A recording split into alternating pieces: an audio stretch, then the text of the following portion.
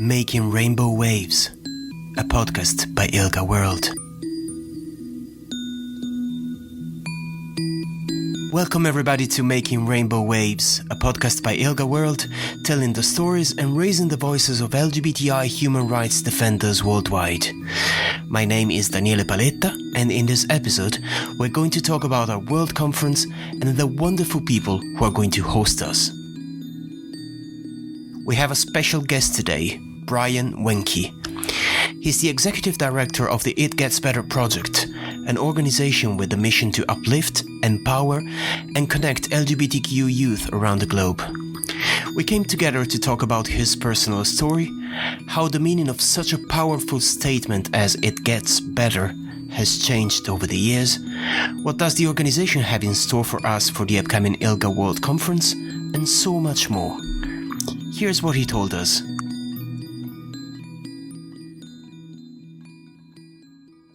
Okay, so we're here with Brian Wenke today, the Executive Director of the It Gets Better project. They're hosting us as ILGA World for a World Conference in LA Long Beach in May 2022. So we thought it's a good time to have a chat and learn a little bit more about your organization and what do you have in store for us in a few months' time. So welcome, Brian. Thank you. I'm so happy to be here. All right. So I'd just like to start with getting to know you a little bit better. So could you tell us more about your story as an activist, if activist is a term that you would use for yourself? How did you begin getting involved in the LGBTIQ human rights movement? And was there a moment that prompted you to engage in it? Oh, that's a big question to jump right into. But hey, let's do it. Let's do it with both feet. Activist. I've never considered myself an activist. There's like an energy that comes with that I've never felt that I've brought to the table. I'm more of like a pragmatic kind of realist / businessman, but like I've been in nonprofit my entire career. Like I've been doing this for the last 20 plus years. And, I guess what has sort of defined my career is that I've been able to connect with causes that sing to me personally. And that's given me an incredibly varied career of like animal welfare to healthcare to the arts and now serving LGBTQ plus youth. And, I think there was probably a reason why it took me so long to move into the queer space, because it's probably one of the most personal elements of who I am, and what makes me tick. And so much of that experience, just starting like when you're young, is can be internalized, and then you have to spend your entire adulthood working through. And I finally got to a point in my life where I felt that I was like confident enough that I could actually do something to support the community. But I got started in supporting the queer community in general when I was working at the American Cancer Society. And I was based in California, and I was sort of overseeing all of the LGBTQ plus activations up and down the state, which is essentially pride activations, marches, that sort of thing, lots of volunteer organizing. And at the time, the organization had a very large community-based research effort that I worked to engage the queer community to participate in. So that was sort of like the scratching the surface, stage of my work in the community. But I just finished my graduate studies, and I was really looking for something different, something new, something where I could kind of take this new knowledge and apply it in a new way, still staying in the nonprofit space. And then I was connected with one of the founders of the It Gets Better project. And it was really just a casual meet and greet, because at that point I was like, I don't know what the hell I want to do with my life. But I really connected with him. It was Seth Levy, one of the voices behind the camera. And I liked his energy. I liked his vibe, and it felt easy. It felt like a natural alignment of where my interests were gravitating to, and how I could actually be an effective leader. And so then I just landed here, and I haven't looked back. And I've been here, well, it'll be 6 years in March, and it's just been the most incredible experience of my career. Not the easiest, but the most incredible and fulfilling. So I was actually curious to know if there is like a moment in all these years, like a memory of all your work at It Gets Better that you particularly cherish. Oh, there's been so many, but I will have to say in 2019, it was World Pride in New York City. And we had representatives from all of our affiliates from around the world. And we were all together. Everyone had flags that were representing their country. And we were just sort of marching down through Christopher Street. And it was just a very incredible experience. And, I don't know if you've been to New York Pride before, but there's just so many people. And it's like the buildings are crawling with people, and there's just a lot of beauty, a lot of color, a lot of emotion. And it was just really nice to kind of reflect on how far the organization has come by seeing these awesome activists from around the world all joining together to march together. So that was a beautiful moment. World Pride 2019, New York City.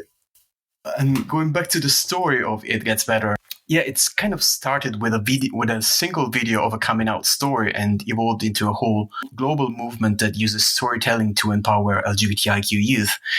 And over the years, the organization has evolved first into a global campaign and then into something that really offers a wide range of resources to empower queer youth. So, like quoting the famous meme, can you tell us more about how it started, how it's going, and also where it's heading to? Look, like when we started, social media was in a very different place than where it is today. And I don't know if I'm either dating myself or just speaking regionally in terms of what was happening. But at the time, Facebook was the dominant platform. And I think at the time there's like 400 million users, which is like a lot, right? But at the same time, MySpace was peaking, and Instagram, wasn't part of the meta universe, and Snapchat and TikTok didn't exist, right? And so, social media was in a very different space. And I think what we often refer to as lightning in a bottle when it comes to our origin story, a viral social media campaign that overnight became a global movement to support queer youth, was really driven by a lot of passionate people behind the scenes that were tapping their networks and finding ways to get this message out there in volume that ultimately led to this viral movement. But it wasn't without a ton of work being done on the back end to kind of catalyze it. And so we came about at a time where there were a high number of LGBTQ plus youth who were dying from suicide. They were highly publicized occurrences. And so obviously we were motivated to get in front of queer youth before they would descend into those at-risk behaviors, to instill in them some hope that their lives can get better by sharing the wisdom of older generations that have been through that and got through it successfully to go on to leave fully self-actualized and successful lives. And, how that's evolved over the years is very much dictated by how the audience that we're trying to engage has evolved. And the way that we connect through stories hasn't changed, but the format of those stories has evolved. There are different platforms. There's shorter attention spans. There's different demands that young people just want to navigate the world in a very different way. And so the It Gets Better project has been in tune with that and has been following these younger generations as they're emerging to make sure that our storytelling campaign is always going to be relevant and is going to be feeding young people the information that they want and need now to inform their sexual orientation and or gender identity journey. And so we're always looking for ways to connect with queer youth. And so that's given rise to an education program where we take our stories into classrooms. And it's also informed our global community building efforts. We now have a global affiliate network that spans 4 continents and 8 languages. We have 19 countries that are represented in our affiliate network. We just brought on Hungary and Panama. And, these are all independently organized groups that are championing our mission to uplift, empower, and connect LGBTQ plus youth around the globe in their specific communities in culturally relevant ways that we just can't do here from the States. We rely on our affiliates to engage with their local queer youth communities in ways that make sense for them. And so we're all in this together, and it's been great. And where we're heading, I mean, look, our vision is a world where all LGBTQ plus youth are free to live equally and know their worthiness and power as individuals. And we've got some ways to go with that, right? And so, but I am a firm believer that as a media-driven organization, we can be the resounding voice that connects with queer youth before they even know they're on a journey. And so I do feel that we can get there, but we just need more of it. We need more affiliates. We need more energy, more consistency with how that message gets out there, so we can capture the attention of queer youth before the world at large gets to them and chips away at their confidence, so they can pick up the tab where older generations left off. Thanks for sharing all that, and I think it's really, really important what you just said, like the fact of reaching out to people. Well, the world still hasn't reached them and made them feel they're wrong. It's incredibly important. And I think it's something that we all share, like all around the world, no matter our journeys. And speaking about the global reach, just as much as ILGA World, it gets better in a global organization. So I was kind of wondering, how does the network of all of your affiliates remain connected? And is there anything particular that you're learning from each other? At least here in the US where we're based, our work abroad is probably one of the lesser known things that we do. I think it's just the nature of our culture here in the US, where we're not very globally focused, but our organization absolutely is. And one of the ways that we connect is through summits. The It Gets Better Project hosts summits every year. For example, World Pride was the last time we were able to convene in person, and we've been doing it virtually since. But bringing representatives from our affiliate network together to share best practices, to talk about the state of LGBTQ plus youth and the fight for civil rights in their local communities. It's been inspiring just to kind of engage with these folks that are all kind of sharing the same mindset. They want to create a better world for queer people and young people specifically. But how they do it is vastly different. And it's so interesting to see how culture influences the progress of our community. And we all know that progressive laws and supportive laws, protective laws are all great, but they can't stand on their own. And sometimes that conversation shifts against us. We always need to be pressing. We need to be pushing. We need to be providing services where there are gaps. We need to be finding new and creative ways to engage with the community. And our affiliates are doing great stuff. Not all of them are focused 100% on storytelling. Like many of our affiliates in Latin America are focused on offering safe hours where queer youth can actually engage with a mental health professional. We don't do that here in the States. There are other service providers that do that, but we are very supportive of what our affiliates feel are essential needs and services to support their local queer youth communities.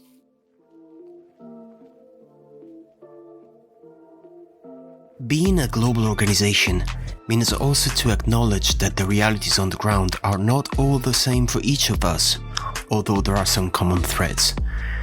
And that it's great to find opportunities to listen and to see how we can best support each other. This is also what ILGA World wants to bring to our world conferences.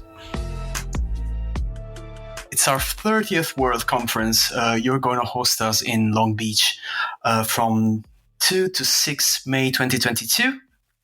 So we're getting quite close. So What do you have in store for us? Oh, well, a lot. Well, first of all, Long Beach is like super queer, which it's actually this lovely little pocket in LA County that has like a gay mayor, and there's lots of support for the queer community. And the actual city is excited to bring ILGA and all of these amazing people from around the world to their home. There will be like an opportunity for people to self-navigate this lovely town of Long Beach that is super gay. And then, what we're doing in terms of our hosting responsibilities is we're putting together the social program, which is going to be awesome. I would say that there probably isn't one venue that we've identified that doesn't have like some real awesome like view either of the ocean or of something other that's beautiful. Like for example, we have an event at the Long Beach Art Museum, and we will be entertained by a gay mariachi band. And so there's lots of fun opportunities to connect with one another in a really awesome setting. And then we've also got this really cool thing going at the Aquarium of the Pacific, which is my personal favorite. And that's pulling from my background in animal welfare during the early stages of my career. But I think we're going to have a lot of good times, a lot of great forums for people to connect and socialize with one another and to share all the great stuff that they're going to get during the day from the conference. So that's what we've got in store. It's going to be a lot of fun. And I'm really looking forward to that. And I think we all are, because it's really been a while since our global community has been able to come together in person. I mean, COVID hit, we all know that. And we are navigating that. There will be safety protocols in place. So we are going to make sure that the conference will go on as safely as it gets for everybody, but it has had a huge impact on the whole global community. Lots of things have happened during this couple of years, like rights being taken back, like restrictive laws used to target specifically our communities. So I think it's particularly important in this time that we find a place to come together again and see that we are still here for each other. So I really, really hope that the World Conference is going to be that occasion for the whole global community. There is still some time to register, so a little promotional moment here. worldconference.ilga.org. There is still time to register, so please, we're waiting for you. Yeah, I mean, look, you can't, virtual is great.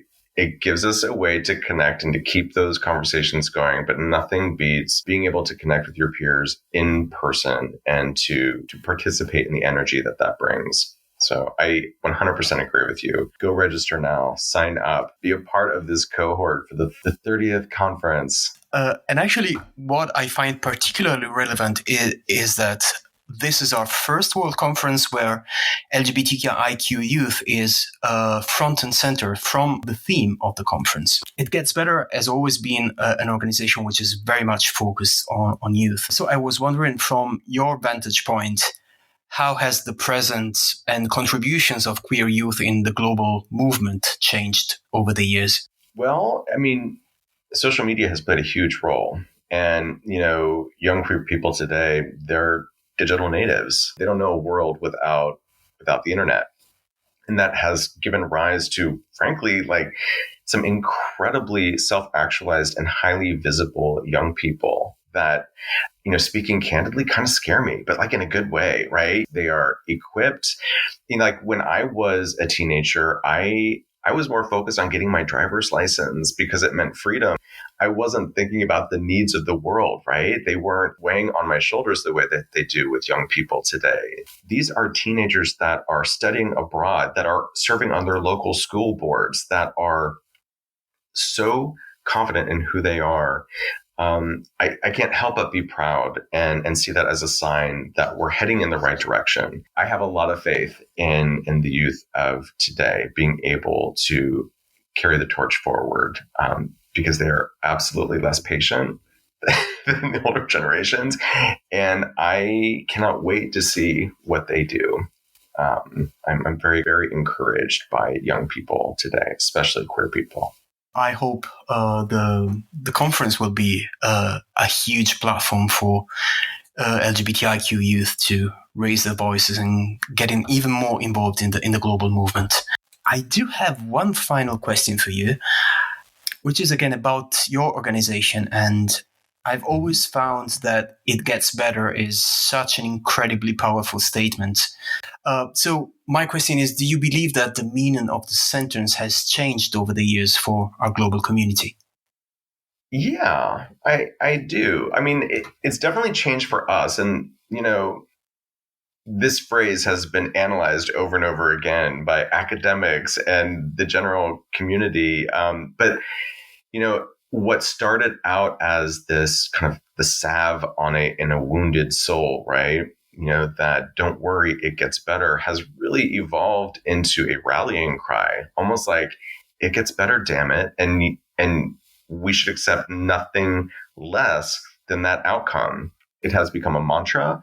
Even if you're in a dark space and you just repeat it over and over. And I'm not saying that it doesn't need to be contextualized, because it gets better means something different for everybody, but I definitely see it evolve from something that is more of a calming, like soothing, it's okay kind of thing. Life will get better, into, yes, it gets better and it gets freaking awesome. And you have a role to play here and you have value. Right. And if the world isn't rolling out the red carpet for you, like it doesn't do for anybody, you do have the power to take control and make your life better. That's how I've seen it evolve. I'm going to stick to that. Yeah, I think that's quite a powerful view, and I would like to finish it here because it's a great closing, I think. Well, it's been a pleasure to talk to you. Again, we cannot wait to finally meet in person, be at the conference together, share the same space, share the energy that we've been sharing during the organization of this conference. Yeah, I really look forward to that. I just wanted to thank you once more for joining us in this podcast and in this conversation today. And we will see each other in Long Beach. All right, sounds good. Thank you, and have a great day.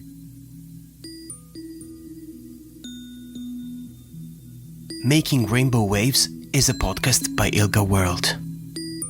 This episode was hosted and edited by Daniele Paletta. You can find every episode on all streaming platforms, and transcriptions are available on ilga.org. If you're interested in our World Conference and would like to register, you can find more information on worldconference.ilga.org. Thanks for listening.